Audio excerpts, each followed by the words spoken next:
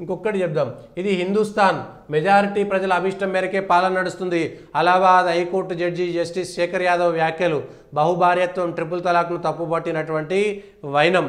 ఏదో ఒక జడ్జిగా ఉండి సమర్థిస్తున్నా, నిజంగా కూడా ధైర్యం ఉండాలి. అంటే నేను విహెచ్పి అనేటువంటిది రాజకీయ పార్టీ కాదు, నేను ఒక హిందువుగా విశ్వ హిందూ పరిషత్ దగ్గరికి పోయేటువంటి అది ఉంది నాకు అనేటువంటి మాట చాలా స్పష్టంగా చెప్పారు. యూనిట్ లీగల్ సెల్ ఆధ్వర్యంలో జరిగినటువంటి ఉమ్మడి పౌరస్మృతి అంశంపైన మాట్లాడారు. ఉమ్మడి పౌరస్మృతి యూసీసీ ఉండాలి, మెజారిటీ ప్రజల అభిష్టం మేరకే చట్టం నడుచుకోవాలి, కుటుంబంగా చూసినా సమాజంగా చూసినా మెజారిటీ ప్రజల సంక్షేమం సంతోషమే ముఖ్యం. ముస్లింలు ఉన్న బహుభార్యత్వం ట్రిపుల్ తలాకు హలాలా వంటి విధానాలను జడ్జి పరోక్షంగా వివరించారు. మా పర్సనల్ లా వీటికి అంగీకరిస్తుందని, అది ఏమాత్రం ఆమోదనీయం కాదని మన శాస్త్రాలు వేదాల్లో స్త్రీని శక్తి స్వరూపిణిగా భావించారు. 4 భార్యలను కలిగి ఉంటాను, హలాలా ట్రిపుల్ తలాకును పాటిస్తారంటే కుదరదు. సామరస్యం, లింగ సమానత, సామ్యవాదమే యూసీసీ ధ్యేయం, అంతే తప్ప విహెచ్పి ఆర్ఎస్ఎస్ హిందూయిజాలను అది ప్రోత్సహించదని అన్నారు. చాలా స్పష్టంగా చెప్పారు. దేశంలో మెజారిటీలకు రక్షణ లేకుండా పోయింది.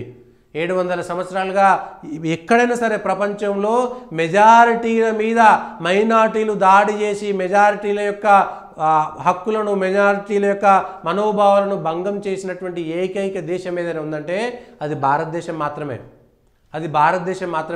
భారతదేశంలో మాత్రమే ఈ విచిత్రమైనటువంటి పరిస్థితి ఉంటుంది. ఇంకా తాము సెక్యులర్ అని చూయించుకోవడం కోసము ఇంకా దారుణంగా వ్యవహారం చేస్తున్నట్టు హైకోర్టు జడ్జి చెప్తున్నారు. చాలా స్పష్టంగా హ్యాట్స్ ఆఫ్ చెప్పాలి.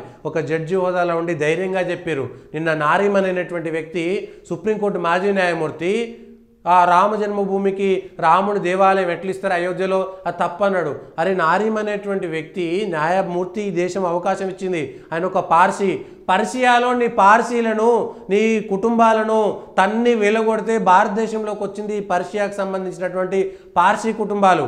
మళ్ళా ఎవరెలో కొట్టిరు వాళ్లకు నువ్వు వీడికి వచ్చి మద్దతు ఇస్తున్నావంటే ఇంతకంటే నీచమైనటువంటి మాటను మనం ఇంకెక్కడా చూడం.